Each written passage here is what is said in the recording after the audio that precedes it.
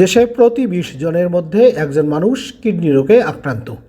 প্রতি বছর ৩৫ থেকে ৪০ হাজার রোগীর মৃত্যু হয় এই রোগে। কিডনি রোগীর সংখ্যা বাড়ছে রাজশাহীতেও।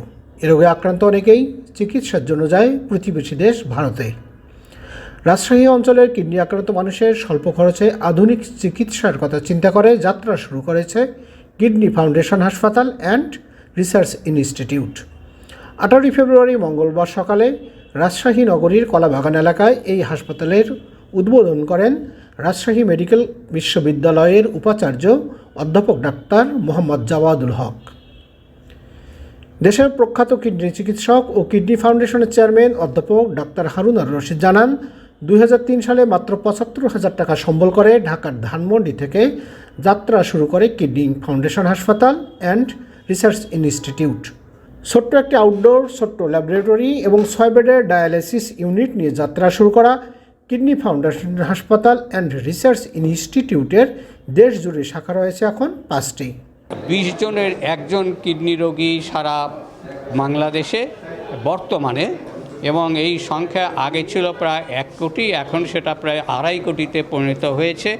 এবং রাজশাহীতে আমরা এই পর্যন্ত দেখি নাই যে কত পার্সেন্ট রোগী ডায়ালিসিস কিডনি রোগী আছে। তারপর আমার ধারণা যে এখানে প্রায় সেই 18 থেকে 20% রোগী কিডনি রোগী হবে, এবং তাদেরকে এই রোগীদের যে 35 থেকে 40 হাজার রোগী প্রতি বছর কিডনি ফেইলিওরে মৃত্যুবরণ করছে, সেইটা চিন্তা করেই আমরা এখানে একটা 20 বেডের একটা ডায়ালিসিস ইউনিট করতে যাচ্ছি।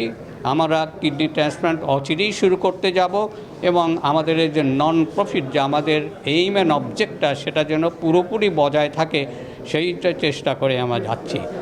কিডনি ফাউন্ডেশন বাংলাদেশের রাজশাহী শাখার সভাপতি অধ্যাপক ডাক্তার এম মনোয়ারুল ইসলাম জানান, রাজশাহী মেডিকেল কলেজ হাসপাতালে কিডনি রোগীর চাপ প্রতিনিয়ত বাড়ছে। ফলে এই অঞ্চলের আর্থসামাজিক অবস্থা এবং রোগীর কথা বিবেচনা করে অলাভজনক প্রতিষ্ঠান হিসেবে রাজশাহীতে যাত্রা শুরু করল কিডনি ফাউন্ডেশন হাসপাতাল অ্যান্ড রিসার্চ ইনস্টিটিউট। এটা রাজশাহীবাসীর জন্য একটা আনন্দের বিষয় যে আমরা একটা সুন্দর কিডনি হাসপাতাল এখানে স্থাপিত করেছি, এবং এখানে কিডনি রোগের সমস্ত সুযোগ সুবিধা এখানে থাকবে, বিশেষ করে ডায়ালাইসিস সেবা, এবং ভবিষ্যতে আমরা কিডনি সংযোজনের বিষয়ে আমরা চিন্তা করছি। এবং রাজশাহীবাসী আমাদের এই হাসপাতালের মাধ্যমে রাজশাহী এবং আশেপাশের জনগণ এটা উপকৃত হবে কিডনি ট্রান্সপ্লান্ট সহ নানাবিধ কিডনি চিকিৎসার জন্য। ঢাকাতে বা আন্তর্জাতিকভাবে দুনিয়ার যে কোনো জায়গায় যে ধরনের চিকিৎসা হয়, আমরা এই ধরনের চিকিৎসা এখানে দিতে সক্ষম হবে ইনশাআল্লাহ। রাজশাহীতে বিশেষায়িত এই হাসপাতাল কার্যক্রম শুরু করায় সন্তোষ প্রকাশ করেছেন ডক্টরস অ্যাসোসিয়েশন অব বাংলাদেশ ড্যাবের রাজশাহী শাখার সভাপতি অধ্যাপক doctor Mohammad Wasim Hossain. Rajshahi medical college এবং ডায়াবেটিক হসপিটাল পাশাপাশি এবং কিডনি ফাউন্ডেশনের আগে যেটা ডায়ালাইসিস সেন্টার ছিল, সেটা এখন এখানে চলে আসবে।